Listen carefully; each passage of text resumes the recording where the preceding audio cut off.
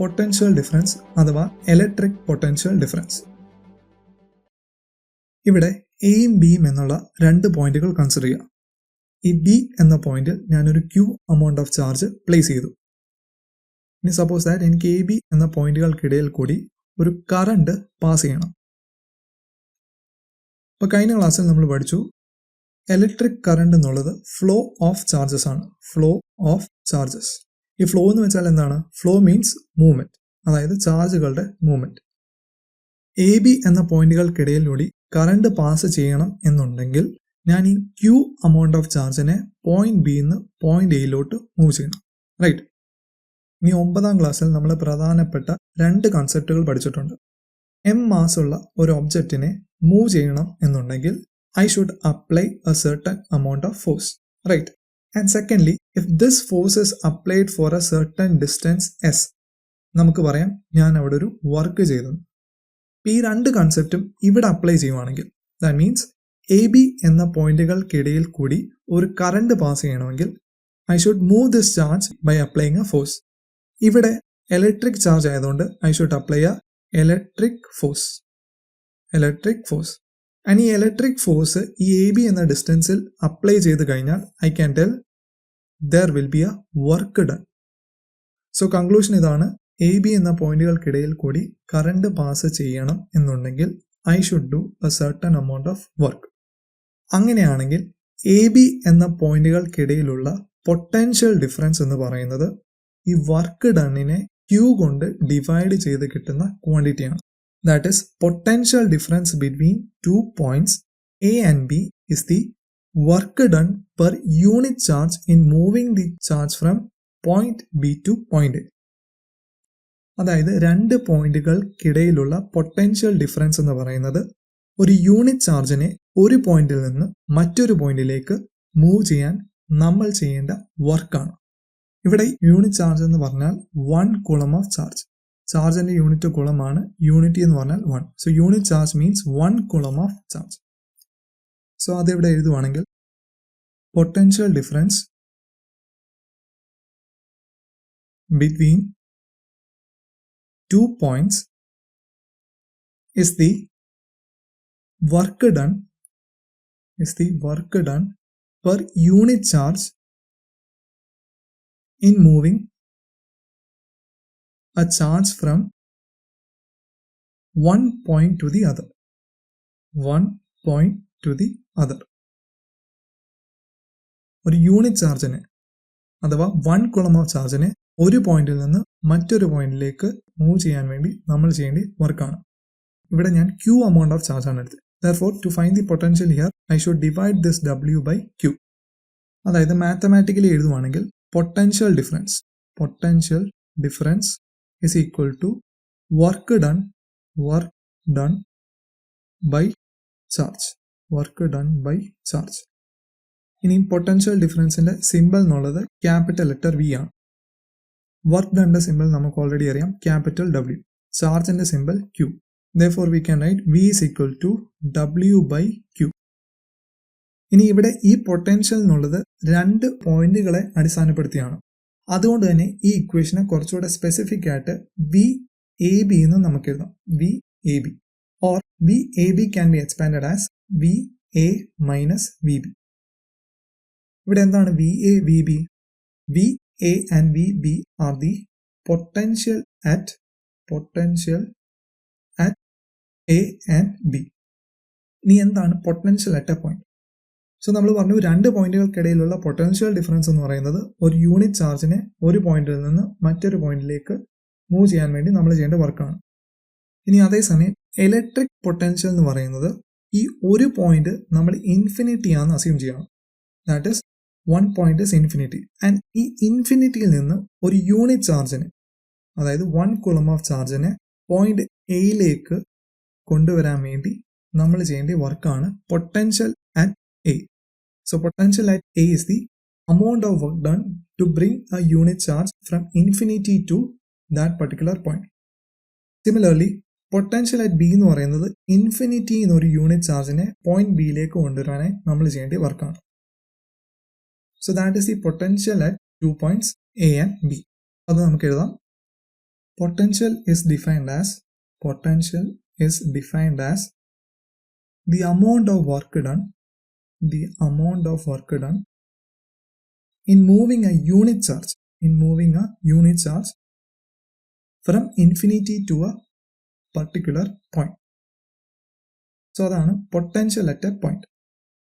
രണ്ട് ടേംസ് ഉണ്ട്, പൊട്ടൻഷ്യൽ ഡിഫറൻസും പൊട്ടൻഷ്യൽ ഡിഫറൻസ് എന്ന് പറയുന്നത് we say with respect to 2 points. അതായത് ഒരു പോയിന്റിൽ നിന്ന് മറ്റൊരു പോയിന്റിലേക്ക് ഒരു യൂണിറ്റ് ചാർജിനെ മൂവ് ചെയ്യാൻ നമ്മൾ ചെയ്യേണ്ട വർക്ക്. ഇനി പൊട്ടൻഷ്യൽ എന്നുള്ളത് we say with respect to infinity and a point. അതായത് ഒരു യൂണിറ്റ് ചാർജിനെ ഇൻഫിനിറ്റിയിൽ നിന്ന് ഒരു പർട്ടിക്കുലർ പോയിന്റിലേക്ക് മൂവ് ചെയ്യാൻ നമ്മൾ ചെയ്യേണ്ടത് വർക്ക്. ഇനി നമ്മൾ ഡെയിലി ലൈഫിൽ ഈ രണ്ട് ടേംസ് ഉപയോഗിക്കാറില്ല. നമ്മുടെ വീടുകളിൽ പെട്ടെന്ന് ഫാൻ്റെ സ്പീഡ് കുറഞ്ഞാലോ അല്ലെങ്കിൽ ലൈറ്റിന്റെ ഇന്റൻസിറ്റി കുറഞ്ഞാലോ നമ്മൾ പൊട്ടൻഷ്യൽ ഡിഫറൻസ് കുറഞ്ഞു എന്നല്ല പറയുന്നത്. In all such cases we use the term voltage. ഇപ്പോൾ വോൾട്ടേജ് ആണ് നമ്മൾ ഡെയിലി ലൈഫിൽ ഈ പൊട്ടൻഷ്യൽ ഡിഫറൻസിനെ അല്ലെങ്കിൽ പൊട്ടൻഷ്യലിനെ ഡിസ്ക്രൈബ് ചെയ്യാൻ ഉപയോഗിക്കുന്ന ടേം. ഇനി ഇലക്ട്രിക് പൊട്ടൻഷ്യലും വോൾട്ടേജും കൂടാതെ ഇതിനെ നമ്മൾ EMF എന്നും പറയാറുണ്ട്. That is electromotive force. അപ്പോൾ ഓർത്തിരിക്കുക, potential difference, potential, voltage, EMF ഈ എല്ലാ ടേംസും മീൻ ചെയ്യുന്നത് സെയിം ഐഡിയ ആണ്. അതായത് രണ്ട് പോയിന്റുകൾക്കിടയിൽ ഒരു യൂണിറ്റ് ചാർജിനെ മൂവ് ചെയ്യാൻ വേണ്ടി നമ്മൾ ചെയ്യേണ്ട വർക്ക്. അപ്പോൾ നമ്മൾ ഇലക്ട്രിക് പൊട്ടൻഷ്യൽ ഡിഫറൻസിന്റെ ഡെഫിനേഷൻ കണ്ടു. ഇനി കഴിഞ്ഞ ക്ലാസ്സിൽ പറഞ്ഞ പോലെ ഏതൊരു ക്വാണ്ടിറ്റിയുടെ ഡെഫിനേഷൻ കഴിഞ്ഞ് കഴിഞ്ഞാൽ നമ്മൾ പഠിക്കേണ്ട അതിന്റെ യൂണിറ്റിനെ പറ്റിയാണ്. Unit of potential difference. അപ്പോൾ യൂണിറ്റ് കണ്ടുപിടിക്കാനായിട്ട് ആദ്യം എന്ത് ചെയ്യണം? നമുക്കറിയാവുന്ന ഫോർമുല എഴുതണം. We know potential is W/Q. ഇനി ഇവിടെ ഡബ്ല്യുവിന്റെയും ക്യൂവിന്റെയും യൂണിറ്റ് നമുക്കറിയാം. Unit of work done is joule and unit of charge is കുളം. പൊട്ടൻഷ്യൽ ഡിഫറൻസിന്റെ യൂണിറ്റ് എന്ന് പറയുന്നത് ജൂൾ പെർ കുളം അല്ലെങ്കിൽ ജൂൾ കുളം റേസ് ടു -1. ഇനി ഇതിനെ ഷോർട്ടാക്കി നമ്മൾ വോൾട്ട് എന്നാണ് പറയുന്നത്. And symbol of volt is capital letter V. Alessandro Volta എന്ന് പറയുന്ന ഇറ്റാലിയൻ സയന്റിസ്റ്റിന്റെ പേരിലാണ് ഈ യൂണിറ്റ് അറിയപ്പെടുന്നത്. ഇനി 1 വോൾട്ടിന്റെ ഡെഫിനേഷൻ എന്താന്ന് നോക്കാം.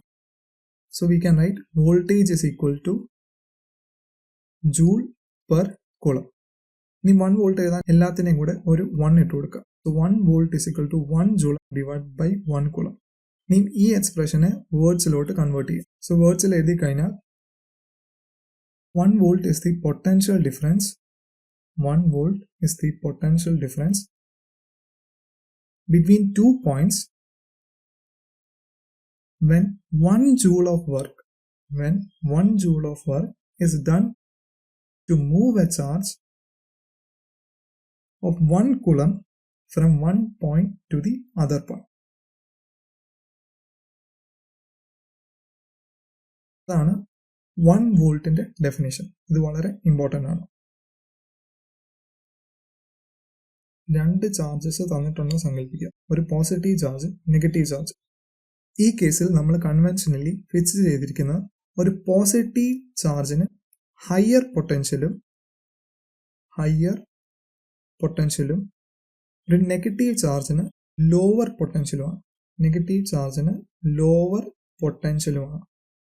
അങ്ങനെയെങ്കിൽ ഈ രണ്ട് പോയിന്റുകൾക്കിടയിൽ കൂടി ഞാനൊരു കണ്ടക്ടിങ് വയർ കണക്ട് ചെയ്താൽ ഇവിടെ കറണ്ട് ഫ്ലോ ചെയ്യാൻ പോകുന്നത് from high potential to low potential ആണ്. Always current flows from a region of high potential to a region of low potential. ഇത് ഓർത്തിരിക്കാൻ വളരെ എളുപ്പമാണ്. വിൻഡ് ഫ്ലോ ചെയ്യുന്ന ഡയറക്ഷൻ നമുക്കറിയാം. Wind always flow from a region of high pressure to low pressure. അതുപോലെ തന്നെ വാട്ടറിന്റെ ഫ്ലോ നമുക്കറിയാം. Water always flow from a region of higher level to lower level. ഇവിടെ കറണ്ട് ഓർത്തിരിക്കുക.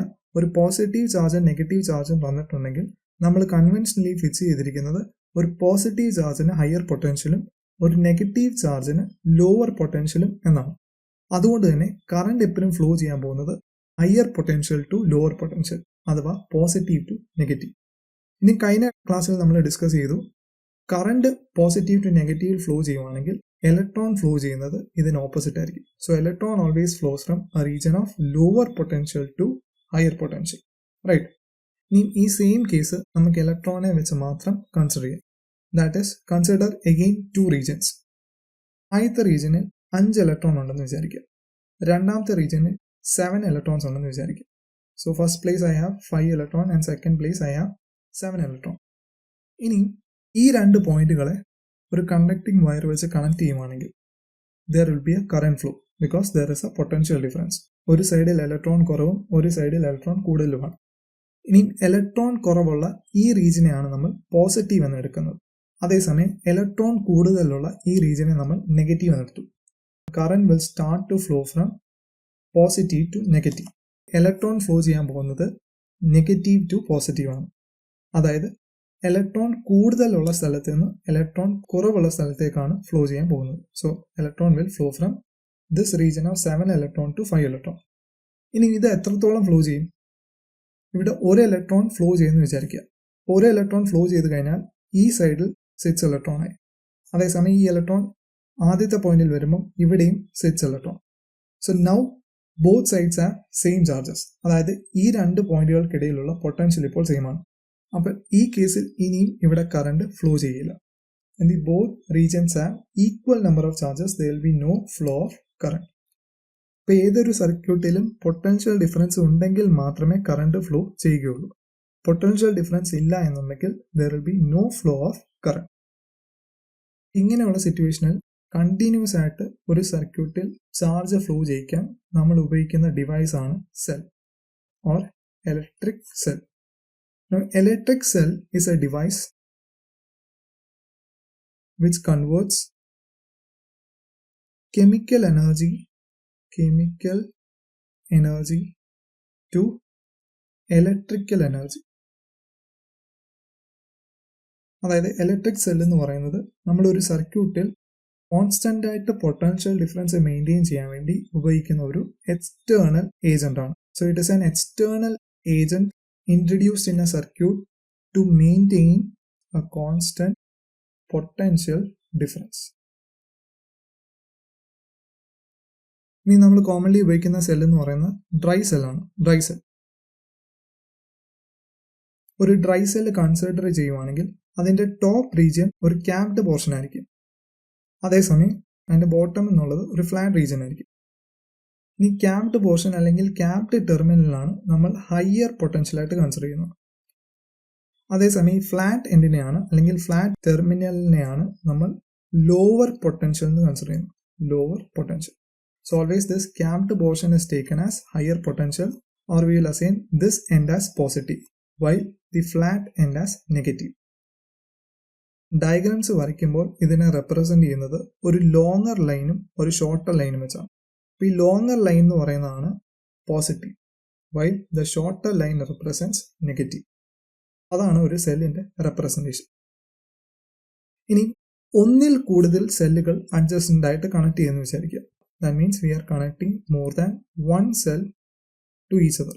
സോ ഇങ്ങനെയുള്ള കണക്ഷനിൽ എപ്പോഴും ശ്രദ്ധിക്കുക, ഒരു സെല്ലിന്റെ നെഗറ്റീവ് എപ്പോഴും മറ്റേ സെല്ലിന്റെ പോസിറ്റീവിലോട്ടാണ് കണക്ട് ചെയ്യുന്നത്. We will never connect two cells positive or two cells negative together. അപ്പോൾ ഇവിടെ ഒരു കോമ്പിനേഷൻ ഓഫ് സെൽസ് കിട്ടി അല്ലെങ്കിൽ ഒരു കളക്ഷൻ ഓഫ് സെൽസ് കിട്ടി. ഈ കളക്ഷനെ നമ്മൾ വിളിക്കുന്ന പേരാണ് battery. So battery is the combination or collection of cells. Combination or collection of cells. ഇനി നോർമലി ഒരു ഡ്രൈ സെല്ലിന്റെ വോൾട്ടേജ് എന്ന് പറയുന്നത് 1.5 വോൾട്ട് ആണ്. അപ്പോൾ ഈ കേസിൽ നമ്മൾ 3 സച്ച് ഡ്രൈ സെൽ അഡ്ജസ്റ്റന്റ് ആയിട്ട് കണക്ട് ചെയ്യുന്നുണ്ട്. സോ ഇതിന്റെ ടോട്ടൽ വോൾട്ടേജ് എന്ന് പറയുന്നത് 1.5 പ്ലസ് 1.5 പ്ലസ് 1.5 അതായത് 4.5 വോൾട്ട് ആണ്. സോ അഡ്ജസ്റ്റന്റ് ആയിട്ട് സെൽസ് കണക്ട് ചെയ്താൽ നമുക്ക് ആ സർക്യൂട്ടിലെ പൊട്ടൻഷ്യൽ ഡിഫറൻസ് ഇൻക്രീസ് ചെയ്യാൻ പറ്റും. ഇനി പൊട്ടൻഷ്യൽ ഡിഫറൻസ് മെഷർ ചെയ്യാൻ വേണ്ടി നമ്മൾ ഉപയോഗിക്കുന്ന ഇൻസ്ട്രുമെന്റ് ആണ് volt meter. This instrument used to measure potential difference across a circuit.